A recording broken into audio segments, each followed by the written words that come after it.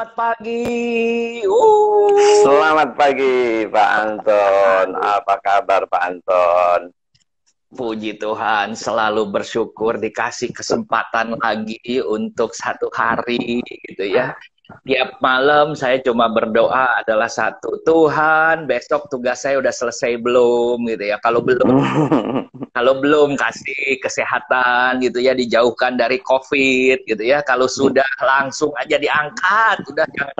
Jangan dulu, orang masih banyak yang perlu Pak Anton ya. Pak Anton masih ditunggu sama banyak orang gitu loh. Motivasi Pak Anton itu sangat diperlukan gitu loh, contoh-contohnya. Wah, luar biasa Pak Anton. Pak Firdaus, Iya, Pak terima Anton. kasih, hatur nuhun, selamat pagi. Saya merasa terhormat bisa mengundang Bapak pas waktunya. Sebelum lupa, saya mengucapkan selamat Hari Raya Idul Fitri. Mohon maaf lahir batin. Begitu juga buat teman-teman yang lain ya. Ini kita merayakan kemenangan, bukan cuma merayakan kemenangan cuma Ramadan aja, bulan puasa udah lewat. Kita juga harus merayakan kemenangan nih. COVID-19 ternyata tidak begitu menakutkan, walaupun kita di lockdown nih. Saya akan memperkenalkan Pak Firdaus adalah sudah berapa puluh tahun ya Pak ya di travel Pak? Yang pasti begini, saya itu nomor satu, saya mau terima kasih dulu sama Pak Anton yang masih ingat saya. Kita kenal udah lama sekali. Saya waktu zaman Pak Anton di Bayu Buana ya, itu tahun berapa ya, 80-an lah, 80-an, 85 gitu, 85 sampai sebelum 90 ya. Iya. Nah, kemudian Pak Anton, kalau Pak Anton kan melejit terus tuh, Jakarta Express, wholesaler, terus udah gitu, TX, belakangan Pak Anton sosok yang dikenal sebagai yang memberikan, memberikan kesempatan buat para wisatawan yang mau ke China dengan harga yang murah. Wah, itu luar biasa sekali. Nah, pengalaman saya dulu di airlines dulu kan, saya di Garuda dan di Swiss Air ya. Nah, kenal Pak Anton itu waktu saya di Swiss Air ya. Jadi saya dulu di airlines itu Garuda kira-kira 6 tahunan, lalu di Swiss Air itu kira-kira 6 tahunan juga. Nah, baru saya ke travel agent di Bayu Buana waktu itu, saya mulai tahun 90. Justru saya menggantikan tempat Pak Anton di Bayu Buana. Nah, cuman Pak Anton waktu itu kan masih sama Pak Indra ya. Iya, Pak. Berarti Bapak tahun berapa mulai masuk ke dunia pariwisata nih, ke dunia tourism? Kalau ke travel agent sih tahun 90. Travel agent. Tapi ke airlines tahun 78. 78 Januari 78, 2 Januari 78 saya mulai di airline. 78 saya baru SMA 2, Pak. Masa sih? Iya, serius? SMA 2. Iya, serius. Walaupun akhir tahun 60, tapi masuk itu. Jadi saya di daerah ya. Jadi dulu itu ada cerita sedikit. Orang sering tanya aneh, kenapa saya umur kok ini? Saya ini tahun 60. SD itu adalah bukan SD. Umur tahun saya udah sekolah. Tapi sekolah Pak. Jadi Chinese school. Nah, 6 kan ditutup sekolah semua. Di mana? Itu waktu itu di mana, Pak? Sukabumi. Oh, Sukabumi. Okay. Ya, sekolah Chinese school ditutup semua. Jadi ya saya mulai nol lagi gitu. Oh, oke. Pak, ada hal yang menarik. Banyak orang yang bertanya sebenarnya, Pak Firdaus ini kan orang lama. Saya bilang iya. Kalau orang bilang mah udah apa ya? Mungkin dalam sejarah orang-orang lama yang mati di bar itu Pak Firdaus ada di deretan depan.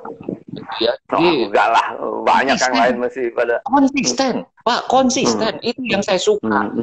Kita konsisten, Pak. Banyak naik turun, naik turun lagi. Bapak mau berubah, gitu. Nah, gitu ya. Orang tanya, sekarang itu Pak Firdaus itu di Astindo itu di apa katanya? Mereka tahu direktur, tapi ada yang ngerti, ada yang enggak. Coba silakan Pak, perjelas. Sebetulnya istilahnya tuh Pak, mungkin pernah dengar pentil kecakot Pak. Penjaga telepon kecamatan kota. Saya itu penjaga sekretariat Pak, di mana di Astindo itu. Jadi saya yang jaga gawang. Ya memang apa namanya, pekerjaan saya itu saya itu mungkin begini, kan pengurus Astindo itu dipilih setiap 4 tahun ya, 4 tahun sekali ganti. Nah, saya sebagai eksekutif. Kalau saya eksekutif, jadi saya full timer. Saya sebagai pekerja di situ sebetulnya. Ya, saya sebagai pekerja full timer di Astindo.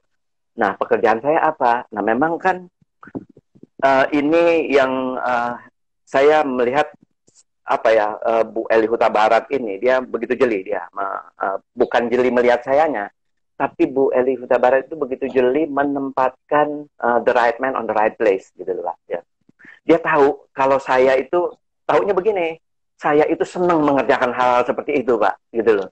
Pekerjaan nanganin, saya itu senang bersosialisasi sebetulnya, saya senang berbagi ilmu, ya senang berbagi apa ya apa yang bisa saya lakukan buat orang lain yang bermanfaat, itu saya senang melakukan. Gitu.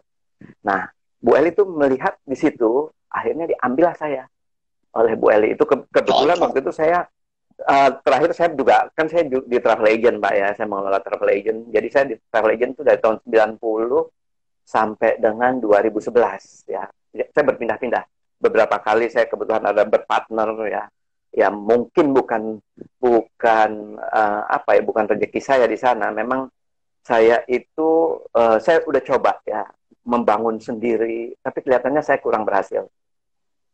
Kelihatannya talenta saya harus jadi eksekutif Pak. Harus jadi eksekutif. Nah, akhirnya saya jadi eksekutif. Ketika dipanggil lagi oleh Bu Eli memanggil saya bilang ya udah, saya coba deh. Nah, Bu Eli melihat sekali bahwa saya adalah sosok yang senang. Karena kan sebelumnya saya jadi pengurus Asita DKI itu Pak. Saya pengurus Asita itu sebetulnya hampir 15 tahunan loh. Berapa ganti ketua DPD Asita Jakarta ya. Kemudian pernah di DPP juga. Jadi Bu Eli melihat seperti itu, saya saya diambil, saya dikasih tempat mainan Pak di Astindo. Ibaratnya begitulah. Jadi Bu Eli lihat kayak begitu sampai dia bayangkan kantor Astindo yang sekarang di Tamrin City Pak. Itu Bu Eli minta supaya saya yang menentukan mau di mana kamu tempatnya, kira-kira kayak begitu, cari tempat yang kamu nyaman. Akhirnya saya di situ. Nah, saya merasa nyaman memang, saya merasa nyaman. Nah, tugas-tugas saya apa sebetulnya? Saya sebagai executive director itu sebetulnya lebih kepada mengadministratifkan apa yang dilakukan oleh para pengurus Astindo ya.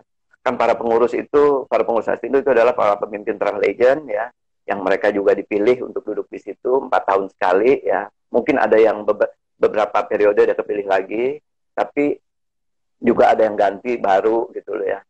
Nah, jadi saya mengadministratifkan setiap kali mereka itu rapat, setiap kali mereka itu membuat satu kebijakan, setiap kali menemukan sesuatu untuk business travel agent. Nah, saya lah yang mengadministratifkan. Kasarnya itu saya tukang catat lah Pak, ya, tukang catat. Bukan. Nah, cuma begini barang. Malah istilahnya chief of staff.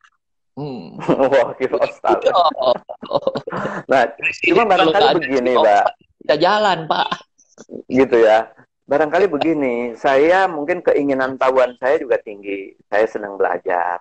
Nah, setiap kali permasalahan yang terjadi di industri travel agent, saya mau tidak mau masuk ke dalamnya, gitu loh. Akhirnya saya mengorek juga, karena saya juga membutuhkan data-data kebenaran dari permasalahan, lalu bagaimana mencari solusinya. Nah, dari data-data itu barangkali saya yang paling banyak menerimanya, Pak. Karena jadi saya tahu, saya masuk ke sana tanya begini, tanya begitu. Nah, karena saya menjadi banyak datanya, jadi saya dalam tanda petik saya sering di rapat itu saya malah menjadi narasumbernya gitu loh. Nah, tapi tetap kebijakan yang menentukan adalah para pengurus. Jadi saya hanya menyajikan data, ini loh begini, ini loh begitu, ini loh begini. Nah, mereka membuat merapatkan, membahas, kemudian membuat kebijakan atau keputusan. Nah, itulah tugas-tugas saya. Nah, dan memang kebetulan Astindo itu banyak banget Pak. Kalau ngomong nih, saya work from home, ya. Bukannya waktu saya tuh makin banyak, makin luang, tapi waktu saya tuh makin sempit. Kita tuh makanya Zoom meeting kayak Pak Anton aja udah. Kalau Pak Anton oke lah, lumrah Pak Anton perusahaannya banyak gitu loh. Kalau saya gitu loh, yang diurusinnya yang banyak. Jadi saya suka sampai malam saya masih di depan laptop terus tuh Pak. Masih Zoom meeting juga gitu loh. Begitu loh Pak. Oke, saya pengen. Tapi keren Pak, keren. Saya pengen lihat ini meeting yang keberapa nih? Meeting yang ke-224 Pak. Jadi 224 ya. 224 minggu ke-7 hari kelima. Tapi menurut saya minggu ke-7. Yang luar biasa dari Bapak adalah Bapak satu sosok yang menurut saya itu menguasai dari hulur ke hilir bolak-balik Pak. Kedua Bapak pelaku ya, Bapak pernah bikin perusahaan, Bapak pernah punya perusahaan, Bapak meniti karir itu dari bawah gitu ya. Dan itu sosok yang saya diperlukan sekali di dunia pariwisata ini. Nah, saya akan bilang ini Pak, kalau Bapak melihat sekarang, kalau Bapak yang mengambil keputusan, ya ini berandai-andai ini Pak, kalau Bapak mempunyai hak untuk mengambil keputusan, Bapak mau bikin ada PSBB atau nggak ada PSBB Pak? Ini berandai-andai gitu. Andai-andai ya. Kalau saya sudah pesen pertanyaannya jangan sulit-sulit.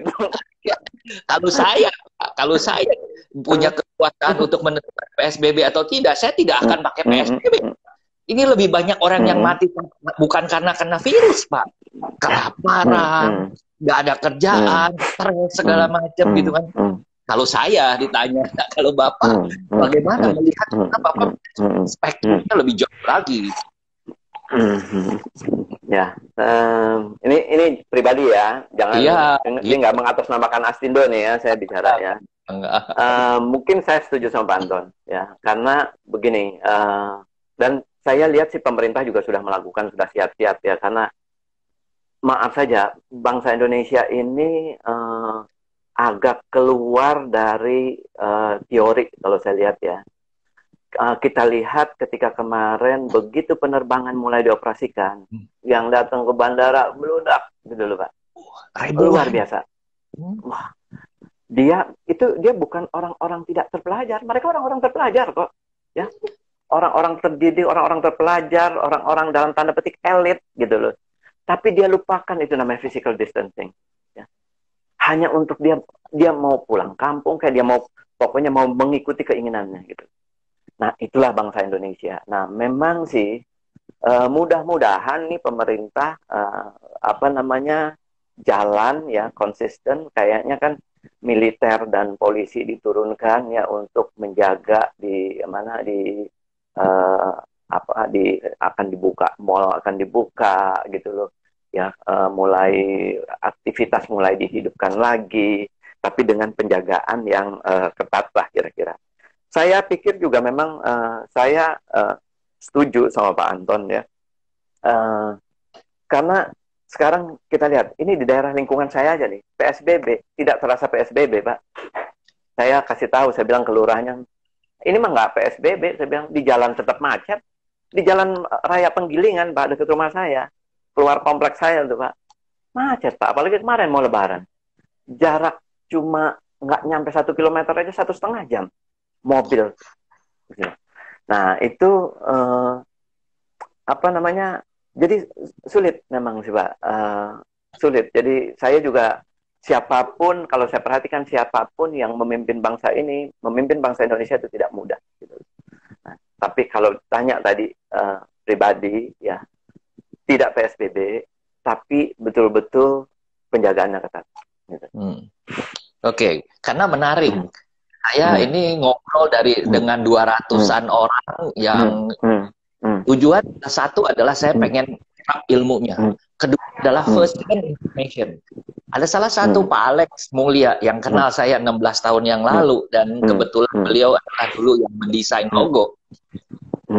Sekarang mengatakan bahwa tingkat resiko kematian COVID dengan resiko hancurnya ekonomi itu Hmm. lebih tinggi ekonomi. Karena yang hancur, yang kena penyakit itu banyak yang sembuh. Kayak misalnya kayak kita termasuk rentan lah. Karena yang umur 45 tahun ke atas kenanya sedikit, tapi yang meninggalnya banyak.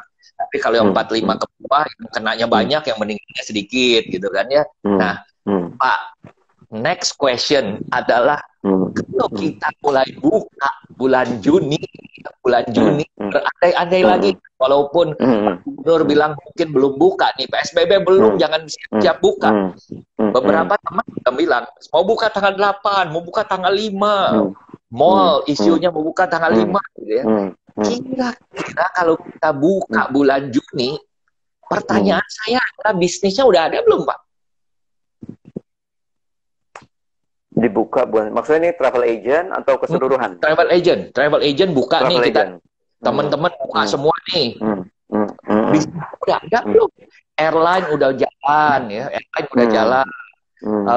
sign in udah boleh, kita sign in kepada airline, sudah bisa connect lagi, udah bisa jualan, udah kelihatan orang yang traveling walaupun masuk ke Jakarta harus pakai surat izin masuk apa segala macam, tapi udah bisa gitu. Kira-kira tetap udah ini apa? Astindo melakukan survei ini Pak kepada pelanggan travel agent yang notabene mereka adalah travel agent anggota Astindo Pak ya. Jadi kita survei bukan hanya di Jakarta, ini ke seluruh Indonesia. Kebetulan Indonesia ada Astindo udah di 20 provinsi ya, 21 provinsi. Nah, kita coba kita lihat Pak ya. Pertanyaannya begini, apabila pandemik dinyatakan usai, apakah Anda akan segera melakukan perjalanan? Ini pertanyaannya. 14,6% dia bilang langsung pergi. 14,6%. Oke. Lalu 48% menyatakan dia bilang menunggu 1 sampai 2 bulan. 48%. Ya. Kemudian 26% mengatakan menunggu menangkapkan setelah 6 bulan. Ya. Dan ada 15% dia bilang setelah 1 tahun. 12% yang dia bilang menunggu setelah 1 tahun. Jadi bayangkan, 14,6% dia bilang langsung pergi. Nah, itu termasuk orang-orang yang kemarin di bandara itu, Pak. Nah, itu kira-kira jawabannya terhadap pertanyaan Pak Anton. Kalau Juni nanti itu dibuka seperti apa? Jadi, akan diramaikan oleh yang 14,6% tadi, Pak. Nah, berarti saya sih melihat ya, begini, pariwisata ini, saya setiap kali saya jadi narasumber, Pak, saya selalu bilang begini, pariwisata itu tidak akan punah selama masih ada kehidupan di bumi ini. Karena apa? Sekarang gini, kita dalam keadaan PSBB saja, wisata tetap ada, Pak. Cuma berwisatanya itu dengan kondisional yang ada, gitu loh. Sekarang sampai sekelas bawah, katakanlah tukang pulung itu, tukang pungut aja dia berwisata. Cuman berwisatanya berwisata dia melihat pemandangan, dia melihat sesuatu yang lebih indah, yang tidak ada di rumahnya. Itu kan berwisata buat dia. Nah, jadi sedangkan Indonesia juga heterogen, Pak. Kalau kita lihat Indonesia itu kan bukan orang miskin aja yang banyak, tapi orang kaya juga banyak, gitu loh. Orang kaya banyak, orang menengah juga banyak. Dan mereka di segmennya, dia akan berperan sesuai dengan segmennya. Jadi yang 14,6% tadi, dan itu betul kenyataan. Saya nggak perlu, maksudnya gini, saya tidak perlu pembuktian lagi. Ini ketika survei ini dibuat, Pak, hasilnya belum ada nih. Kejadiannya itu sudah ada. 14,6% orang-orang pada datang ke airport itu, nah itu dia. Kira-kira kayak gitu, Pak. Aduh, Pak, yang kedua, pertanyaan Bapak tadi kan nomor 1 dijawabnya 14%. Coba ngintip Pak, pertanyaan yang kedua Pak. Dari survei Bapak pasti ada pertanyaan yang keduanya kan? Apa tuh? Oh, yang keduanya. Yang keduanya kita tanya memang. Kalaupun pergi itu kemana? Pergi kemana? Ya, mayoritas dalam negeri. Nah, jadi memang betul ya bahwa sekarang nomor 1 barangkali kenapa saya juga lebih setuju dalam negeri ya, karena karakter budaya bangsa ini saya lihat agak unik ya. Kita nggak bisa samakan dengan tetangga kita, walaupun mungkin ada yang serumpun gitu loh. Malaysia, Brunei, barangkali, lalu Singapura. Tapi Indonesia punya kekhasan sendiri.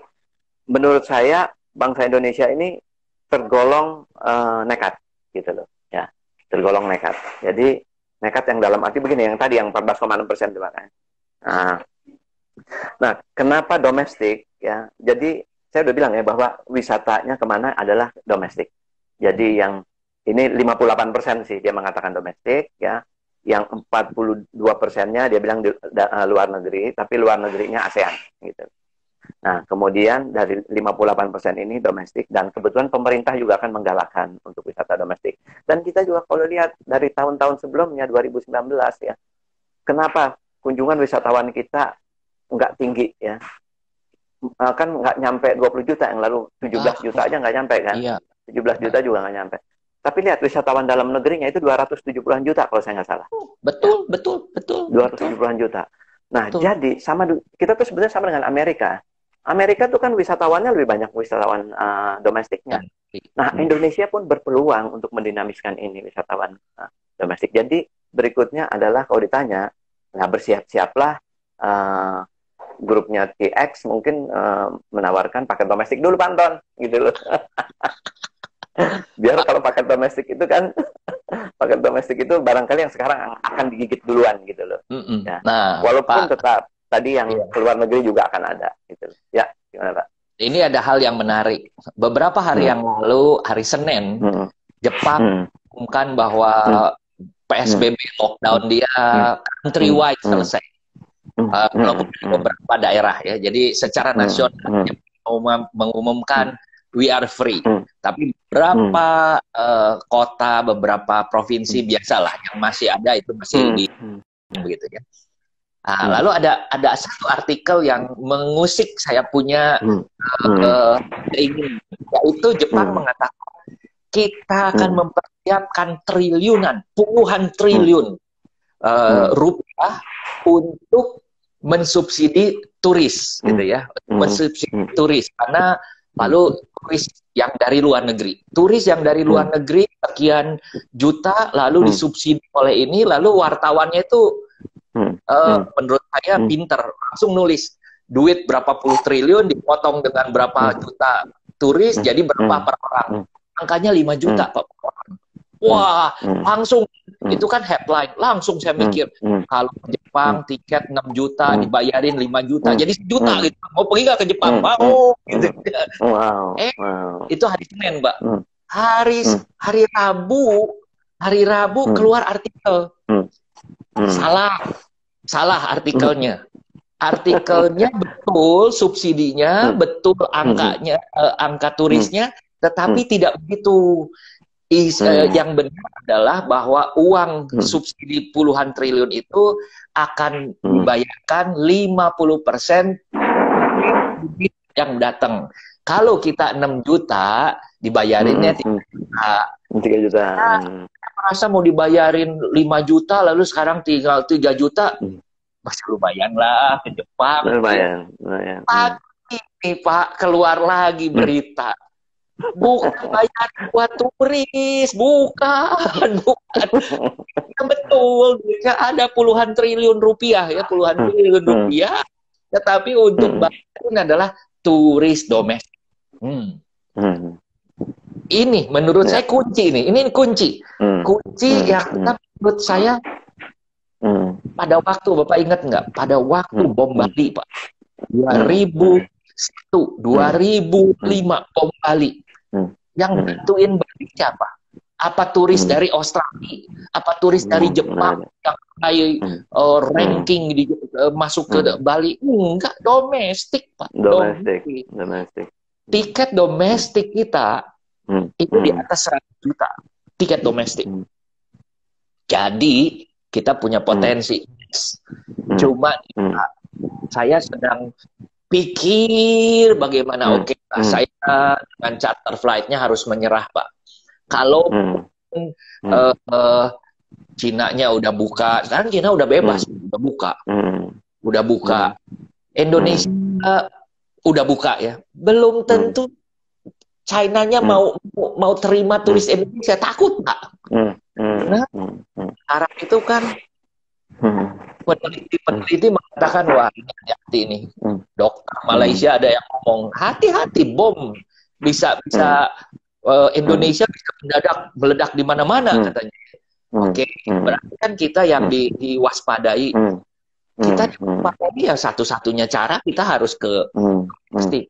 Makanya sudah mulai sounding nih ke Mas Tama, Wisnu Tama. Saya bilang, Pak, nggak usah deh visit Indonesia Year untuk luar negeri. Kita bikin apa? Indonesia Year for domestic gitu kan. Saya lagi membayangkan nih Pak, skenario-nya Jepang kita bawa ke Indonesia gitu. Balik tiket 4 juta, naik pesawat paling national carrier 4 juta bolak-balik. Bayarnya 2 juta gitu ya. Apalagi kalau kita bayarnya 1 juta gitu. Tambah di hotel di Balinya yang harga 3 juta, 4 juta jadi 1 juta gitu. Nah, itu ekonomi rolling, Pak. Ekonomi rolling. Betul. Cuma sekarang pertanyaan nih Pak, pertanyaan. Apakah 14,6% itu mencukupi untuk menggerakkan roda? Karena tadi ada yang mayoritas masih berpikir untuk travelingnya 6 bulan, Pak. Bagaimana Bapak melihatnya? Kita travel nih pada bingung nih. Pesangon udah disiapin, kapan mau dibagiin pesangon nih ya? Karena mau takut bisnisnya jalan. Tapi kalau ini bisa 6 bulan. Pertanyaan adalah kira-kira dalam waktu sisa tahun ini bisnis bisa berjalan nggak sih Pak? Gitu ya. Ini balik lagi nih pandangan saya ya, bukan pandangan Astindo nih ya. Pribadi saya melihatnya ya. Saya melihat di Indonesia itu banyak orang latah, bangsa yang latah. Latahnya tuh maksudnya begini, Pak. Begitu orang pakai sesuatu, dia pengen pakai sesuatu. Begitu ngetrend sekarang, lihat dong, begitu viral sesuatu aja semua pakai, semua ngikutin. Nah, sama juga ini Pak. Begitu dia lihat, loh, ini orang udah pada jalan-jalan. Nah, jadi nanti yang akan memburu bukan hanya 14,6% aja Pak.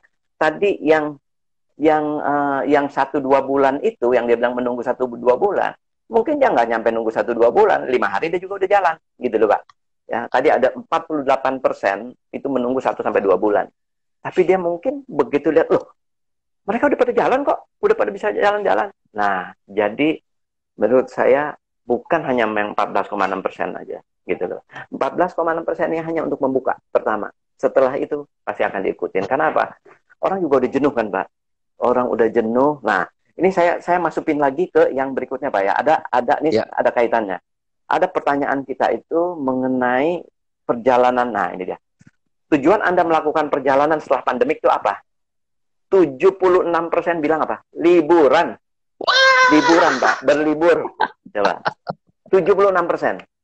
Yang dinas itu hanya 11%. Ya. Yang dinas itu hanya 11%. Jadi 76% itu bilang liburan. Nah, jadi Bapak bayangkan. Begitu magnet pariwisata itu begitu kencangnya. Makanya begitu ada kesempatan, menurut saya sih akan jalan. Dan pariwisata yang memang akan cepat kembali. Kita lihat pengalaman-pengalaman di yang lalu, walaupun bukan wabah penyakit ya, tapi akibat peperangan, akibat politik. Kita ambil contoh dulu Vietnam ya. Vietnam peperangan yang panjang ya. Begitu selesai peperangan, nomor 1 yang balik duluan apa? Wisatanya, pariwisatanya. Betul. Kita juga waktu itu kebanjiran. Yang dari Indonesia sampai orang juga pengen tahu pasca perang tuh apa sih di sana, bagaimana sih gitu loh. Nah, jadi Vietnam begitu, Kamboja begitu, Filipina ketika kerusuhan Marcos juga kan begitu panjang ya. Nah, pariwisata yang akan bangkit duluan. Dan memang betul bahwa ini kalau kita lihat 76% dia kepengen liburan, Pak.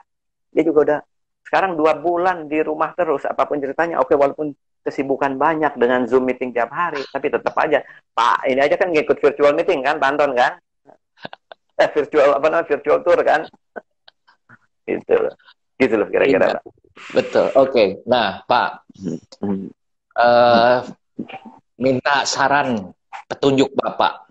Banyak teman-teman dari terbalik kali kalau mau juga saya yang minta saran sama Pak Anton, Pak Anton minta saran sama saya yang bener aja. Iya. Aduh, terbalik gitu loh. Kalau minta pendapat boleh, maksudnya pendapat pribadi gitu. Oke, minta pendapat pribadi. Jangan saran. Minta pendapat pribadi dari seorang tokoh pariwisata nasional. Walah, bukanlah. Saya hanya pelengkap aja. Iya, Pak, iya. Hanya orang yang merendahkan diri yang harus diangkat-angkat, Pak. Itu, Pak.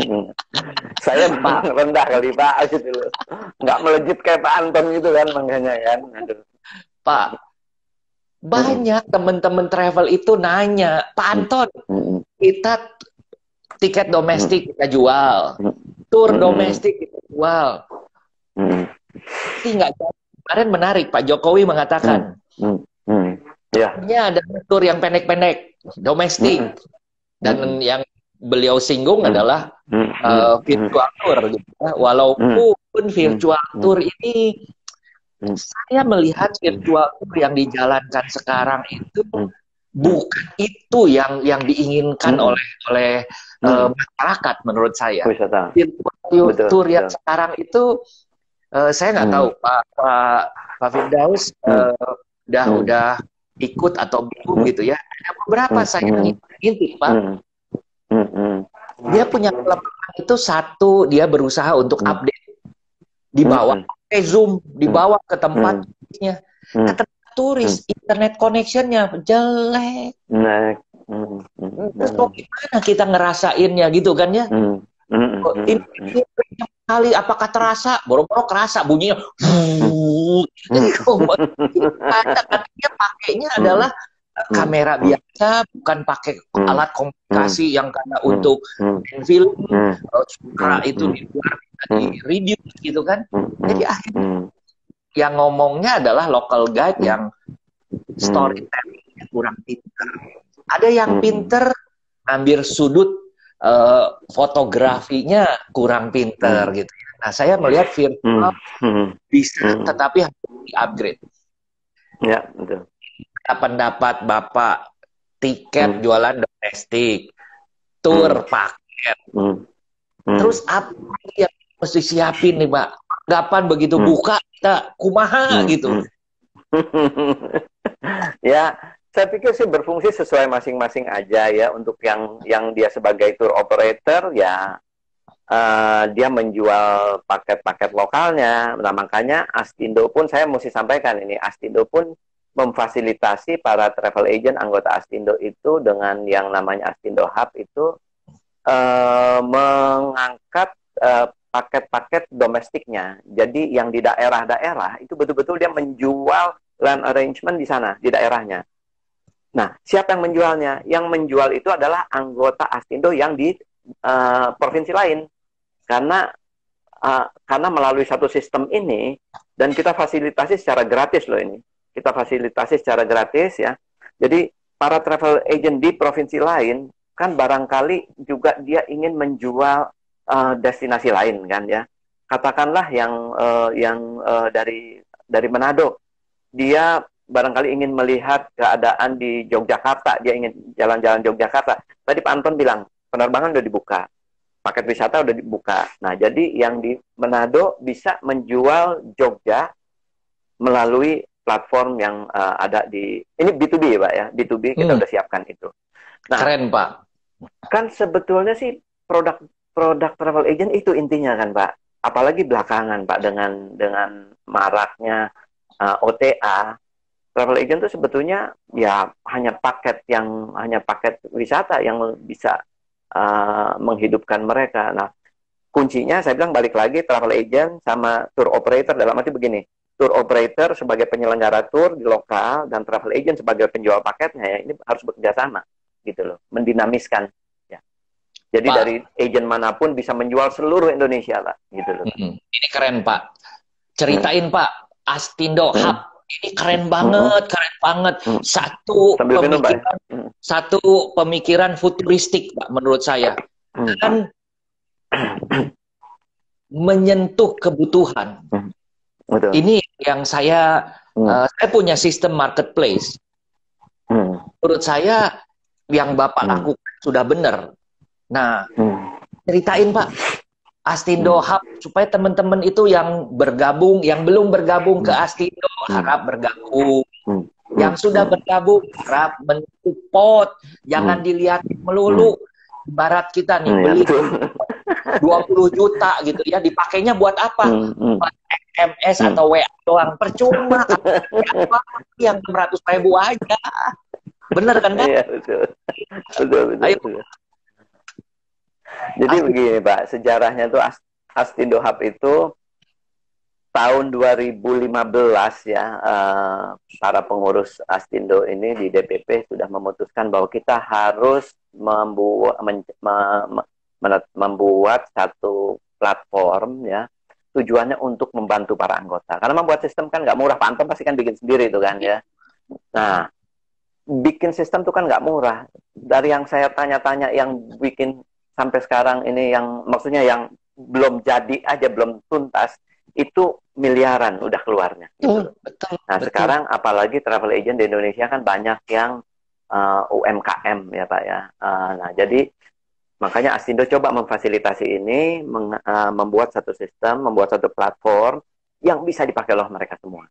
Nah akhirnya memang kendala-kendalanya juga banyak, tidak mudah ya, tidak mudah. Ini berbagai pandangan aja nih Pak. Yang orang-orang seperti Pak Anton, dari para pelaku travel agent besar, sama seperti Pak Anton, dia bilang, wah hebat banget, kata Astindo kayak begini. Tapi dia juga nggak mau gabung, Pak. Nggak mau gabung. Nah, karena ya itu dengan pemikiran sendiri lah, Pak. Maksudnya mereka punya pandangan sendiri lah. Karena mereka merasa barangkali begini, mereka ingin besar, ya, tapi membawa nama sendiri. Saya pikir itu hak dia lah, gitu loh. Nah, buat yang kecil-kecil, ini yang masih suka tarik ulur. Bener nggak ya, gitu loh. Nah, sebetulnya tujuannya Astindo Hub itu didirikan adalah untuk memfasilitasi travel agent. Memang tadinya awalnya tiket kan, Pak. Awalnya tiket. Kita dengan harapan kita bisa menjadi consolidator gitu loh, ya, dengan tiket. Tetapi belakangan mulai kita masukkan paket-paket tour. Nah, jadi itu kalau dia kan B2B, Pak. B2B jadi ada beberapa tier. Yang paling atas itu adalah wholesaler, keduanya adalah organizer, lalu baru di bawahnya ada reseller, sub-agent, ya, dan individual agent. Nah, jadi konsepnya itu sebetulnya begini lah. Travel agent sekecil apapun yang ada di ujung pelosok Indonesia, di desa manapun, ya, dia bisa menjual paket seluruh Indonesia. Dia bisa menjual tiket, walaupun dia bukan agent dari airlines, tapi dia bisa menjual tiketnya. Dia tidak punya paket, maksudnya dia tidak membuat paketnya sendiri, dia bisa menjual paket tour. Bahkan tadinya bukan hanya Indonesia saja, kita juga untuk outbound juga, gitu loh Pak. Ini konsepnya Astindo Hub itu seperti apa, gitu loh.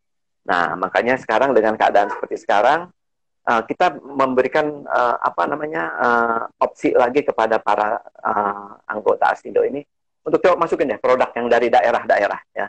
Dan tadi pagi saya dengar laporannya, kebetulan kita ada satu kurator ya, kurator untuk menseleksi produk-produk yang dinaikkan. Karena kita juga menseleksi. Karena kita juga, Astindo juga sudah membuat protokol pasca COVID. Jadi travel agent itu mesti mengikuti protokol pasca COVID. Mesti seperti apa? Jadi dia juga membuat paketnya pun tidak asal-asalan. Harus mengikuti protokol itu. Nah, ini sedang diseleksi oleh kurator kita.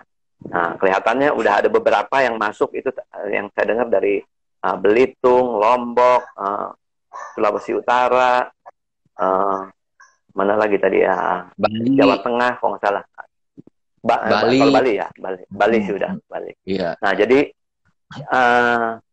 ini sekalian kesempatan juga kalau didengar oleh para travel agent di daerah, kami berikan kesempatan untuk bergabung ya, untuk masuk ya, untuk menyajikan produknya.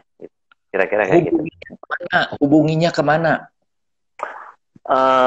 Hubunginya kemana? Ini pertanyaan yang bagus nih. Hubunginya kemana? Ini mudah-mudahan humasnya Astindo mendengar nih. Bisa email ya, melalui nomor 1 kepada DPD-nya ya. Jadi DPD Astindo setempat dulu, nanti dikoordinir oleh DPD setempat ya. Jadi kalau Sulawesi Utara tuh di Manado ya. Kemudian Bali sih udah pasti di Denpasar, Lombok di Mataram.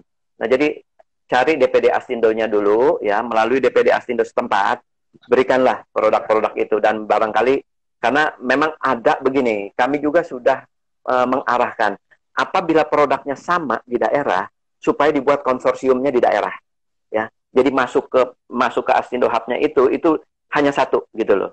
Tapi silahkan dilakukan konsorsium. Jadi dia mungkin giliran mengoperasikannya seperti apa, itu aturan mainnya ada di daerah, bukan di kami. Ya, ini betul-betul kita fasilitasi gratis. Ya, kita tidak mengambil bayaran apapun. Ya. Kira-kira begitu sih, Pak Anton. Keren. Ini saya suka, Pak. Satu organisasi harus bermanfaat bagi anggotanya. Kalau kita ikut kalau kita jadi anggota dari satu organisasi, lalu organisasinya tidak bermanfaat, buat apa ada organisasi itu? Setuju ya, Pak ya? Setuju, sangat setuju. Justru orang masuk organisasi itu karena ada manfaatnya buat anggotanya. Kira-kira kayak gitu. Betul, iya. Apalagi di Astindo, siapa dulu dong Chief of Staff-nya? Dibilangin saya mah tukang catat, Pak. Iya, tapi luar biasa. Mesti begitu, Pak. Ngomong nih kan saya catat nih. Iya. Pak, saya senang ya, Pak ya dengan sosok Bapak itu, karena Bapak ini orangnya sebenarnya kalem, Pak, bukan agresif, tetapi Bapak itu persisten. Itu yang saya suka. Jadi terus saja, ayo terus. Bapak nggak agresif, nggak gimana gitu, enggak. Tapi saya lihat Bapak itu konsisten, terus ngayomi, makanya saya itu suka banget. Cocok dah, Ibu pinter. Presidennya boleh ganti-ganti, Pak. Presidennya boleh ganti-ganti. Chief of Staff nggak bisa ganti. Iya. Nggak juga, kalau mereka nggak perluin juga, ntar saya juga nggak dipakai kali, Pak. Susah, Pak, cari gantinya, Pak. Enggak lah, banyak lah. Pak, kita ngelihat lagi nih, Pak, ada satu hal lagi yang saya melihat ya, ini sehubungan dengan seringkali yang jadi ribut ini adalah soal persaingan, soal nggak mau sama Astindo Hub. Kenapa? Karena ini, karena itu, karena ini, karena itu. Saya kadang-kadang suka berpikir ya, Pak ya, ini ada satu data yang mengatakan, katakanlah ada 100 juta tiket domestik. 100 juta tiket domestik. Dari 100 juta tiket domestik, 15% sekian sih. Itu adalah airline yang jual. Tinggal 85%. Dari 85% ini, 48%, 38% yang jual adalah OTA. Ya, OTA-nya itu lagi lah, 2-3 OTA. 38, Pak. Berarti kan sisanya masih banyak, Pak. Masih banyak. 2% dari 85 juta, itu adalah yang isu terpilih, Pak. Kenapa kita nggak bersatu? Kalau kita bersatu, kita nggak diobok-obok sama airline. Airline ngasih paling murah ke OTA, kita nggak dapat kesempatan. Gitu kan? Ini lagi curhat, Pak. Dulu begitu. Nah, menurut Pak Fir, kumaha, Pak? Gimana caranya supaya kita bersatu nih, Pak? Pak, saya melihat ya di Indonesia kompak itu barang mahal ya. Kompak menjadi barang mahal. Saya bilang, saya duduk di asosiasi ini sejak zamannya di Asita ya. Saya adalah tim Perumus Plan C5, Pak. Mungkin kalau pernah dengar ya. Plan C5. Sebetulnya itu bukan karena saya tim perumusnya ya. Itu saya lupa idenya dari siapa waktu itu, Pak Ale atau kalau nggak salah ya. Tapi itu menurut saya ide brilian sekali ya. Ide brilian sekali, dan itu dicontoh loh, Pak. Karena itu pernah masuk ke Ayata Reso ya. Sampai masuk ke Reso ya. Nah, untuk kompak, bayangkan, untuk kompak kita memberikan keuntungan buat kita bersama aja itu susah, Pak, gitu loh. Saya dihajar, maksud kita tuh tim dihajar sana sini. Yang notabene yang menghajarnya juga nggak ngerti apa yang dihajarnya gitu loh, Pak. Nah, jadi Jadi kompak itu masih barang mahal. Saya setuju dengan Pak Anton ya bahwa 48% tadi penjualan tiket domestik itu masih dilakukan oleh travel agent konvensional ya. Nah, kalau agen konvensionalnya dua Pak, 62. Hah? 62 ya, 62%. Iya, gede. Nah, 62%. Iya. 62% apa namanya penjualan dari airlines domestik itu oleh travel agent. Nah, ini balik lagi saya ke Astindo Hub, Pak. Tadinya, Pak, rencana kita kan saya bilang ini mulanya tiketing kan, Pak ya. Kalau saja Astindo Hub ini berhasil, itu kita bisa menjadi consolidator. Nah, barangkali bedanya begini. Ketika kita menjadi consolidator itu, kita punya bargaining power sama airline, ini yang akan diberikan kepada para travel agent.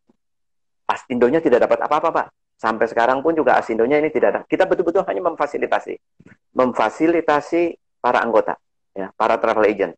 Nah, tadinya begitu rencananya, asal-usulnya. Cuman karena tidak kompak, masing-masing punya ego sendiri-sendiri, ya akhirnya ya kita mesti agak barangkali belum waktunya barangkali, Pak. Mudah-mudahan setelah IG Live ini barangkali mereka menyadari, oh iya, yuk kita bareng-bareng masuk Astindo Hub, ayo 62% itu kita manfaatkan, kita punya satu kekuatan, kira-kira gitu. Nah, dan ini juga barangkali juga kita menghimbau kepada airline, ya memang sih, ya di satu sisi airline juga kan pejabatnya gonta-ganti nih, Pak. Nah, ketika pejabatnya ganti, dia juga kepengen ada, dalam waktu singkat penjualan dia bagus gitu loh. Nah, digunakanlah cara-cara yang singkat itu, Pak. Oke, dealing sama OTA gede nih, gua kasih kayak begini gitu. Nah, kira-kira sih seperti itu, Pak. Iya, ini yang agak sedikit memang menjadi dilema. Tapi saya suka sekali dengan statement itu barang langka. Itu barang langka. Tapi kita harus mulai, Pak. Kita harus mulai. Saya akan loncat sedikit yang sifatnya futuristik, Pak. Futuristik. Waduh, jangan susah nanya nih.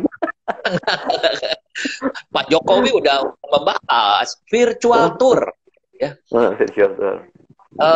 Airbnb sudah mulai dan itu sudah tampil di Airbnb, dan kalau ditanya aku ada berapa orang yang ikut, ribuan, puluh ribu dan itu yang meningkat tiap tahun. Ikut kebanyakan adalah orang Eropa dan orang Amerika, orang Asia. Nah, ikutan ke situ. Kayaknya Eiffel Tower ini dikasih video, dikasih slide, terus ada storytellingnya. Ini apa, menarik. Tapi saya pikir apa bedanya saya ngelihat YouTube, apa bedanya saya scroll sendiri gitu ya, nggak ada bedanya. Itu satu. Kedua, bulan lalu ada 2 teman kita yang bikin Indonesia pakai Zoom untuk ikut kasih lihat virtual. Saya ke museum, cuma 1 sinyal dan kualitas daripada yang syuting. Orang boleh bisa Pak, tapi syuting itu gimana? Saya belajar fotografi bertahun-tahun, saya belajar karena hobi, karena seneng jalan. Maka saya bisa ambil motret sambil pikirannya guys, nggak bisa. Susah ya. Nggak bisa. Gampang kayak gitu. Kita ngomong apa kan mesti dipikirin. Padahal kita mesti cari posisi, mesti jongkok, segala macam bisa. Ada 2. Saya ngobrol dengan satu Kang Dudi dari Bandung. Kang Dudi wartawan dan dia seorang fotografer.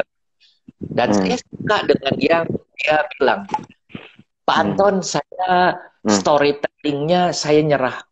Saya bikin foto aja. Fotonya saya duduk bareng sama si guide dan fotonya bareng. Dia akan cerita, pohon ini begini. Dia cerita aja pohonnya. Saya yang metin pohon itu katanya. Tapi dengan saya punya selera, bukan si storytelling. Dia bilang pohon pokoknya kelihatan pohon aja. Kalau dia bilang jam gadang nomor 4-nya adalah garis-garis itu ya kita akan shoot ke situnya. Tapi usaha cerita yang lain, saya bilang ini mungkin berbeda. Tapi ada lagi yang saya mikirin, orang Indonesia, turis Indonesia pengen selfie, mana mau selfie gitu ya. Terus kedua adalah saya kalau jalan-jalan paling banyak kita kan shopping sama kuliner, Pak. Pertanyaan saya, menurut pendapat pribadi Bapak, virtual tour kumaha? Oke, baik. Terima kasih. Saya sih melihatnya begini, virtual tour itu akan laku untuk orang-orang dari luar Indonesia. Kalau ngomong ini Indonesia ya, kalau ngomong kalau kita mau memasarkan virtual tour di Indonesia. Cuma memang tadi kualitasnya yang mesti di-upgrade ya. Sebetulnya bisa saja begini, si tour operator itu bekerja sama dengan dengan taman hiburannya atau dengan objek wisatanya. Nah, si objek wisatanya sekarang harus menyiapkan virtual tournya yang profesional gitu loh, menyiapkan virtual tour yang profesional. Karena tadi kualitas yang Pak Anton bilang, kualitas kameramennya itu kan juga harus profesional gitu loh. Di samping, nah sekarang untuk mengetahui objek-objek di tempat itu seharusnya orang dalam yang guide yang dari lokalnya itu juga kan dia yang lebih tahu mana sih tempat-tempat yang bagus, tempat-tempat yang indah. Nah, idealnya virtual tour ini sekarang ini itu bekerja sama antara tour operator dengan objek-objek wisata dan juga di transportasi ya untuk menjalankan virtual. Tapi memang sih menurut saya kalau live dalam keadaan kayak begini kurang bagus, Pak Anton. Maksudnya begini, kurang bagusnya apa? Apalagi guide-nya sendiri yang sambil merekam dirinya, sambil merekam lingkungan, menurut saya nggak bisa. Ya. Jadi kalaupun mau itu harus hasil editan. Nah, hasil editan ini, nah inilah yang nanti bisa dikemas dalam satu paket, ini bisa dijual sebagai virtual dengan sentuhan profesionalisme tour operator, travel agent. Kira-kira kayak begitu, Pak. Keren. Kalau untuk Indonesia, Pak Anton betul bahwa orang Indonesia itu pengen selfie, pengen ngerasain makanannya, pengen tahu nyentuh pohon-pohonannya seperti apa. Nah, jadi yang saya bilang kalau itu masih belum bisa digantikan, Pak Anton. Tetap belum bisa digantikan, makanya protokol dari dari pasca COVID ini ya, itu mesti dijalankan supaya tetap orang masih mau berkunjung. Karena kalau dia juga menerima misalkan ya ada satu objek wisata, pokoknya begitu wisatawan masuk, brok masuk gitu loh. Nah, akhirnya kan nanti juga bisa rusak. Ya, rusak maksudnya dalam arti begini, di sana orangnya nggak teratur, ya penyebaran COVID kemungkinan terjadi, kira-kira seperti itu. Takut jadinya. Pak, takut gitu. Kalau boleh Bapak share, Pak, SOP, kalau kantor buka bagaimana? Stafnya nanya, Pak, kalau nggak ada tamu, Pak, kantornya kosong, nggak ada tamu, kita harus pakai terus, katanya. Bilang, Pipi, ini udah denger lagi loh, orang naik sepeda pagi, Pak, olahraga pagi, naik sepeda, pakai masker, meninggal, Pak. Iya, dan itu beberapa, istri saya bilang udah beberapa orang ada yang olahraga, yang jalan pakai masker kelamaan gitu ya. Ada masalah dengan kesehatan. Meninggalnya karena apa? Kalau depan masker nggak bisa nafas atau gimana? Nggak jelas. Pokoknya pingsan, lalu setelah itu banyak sembuh, tapi ada beberapa orang sudah meninggal.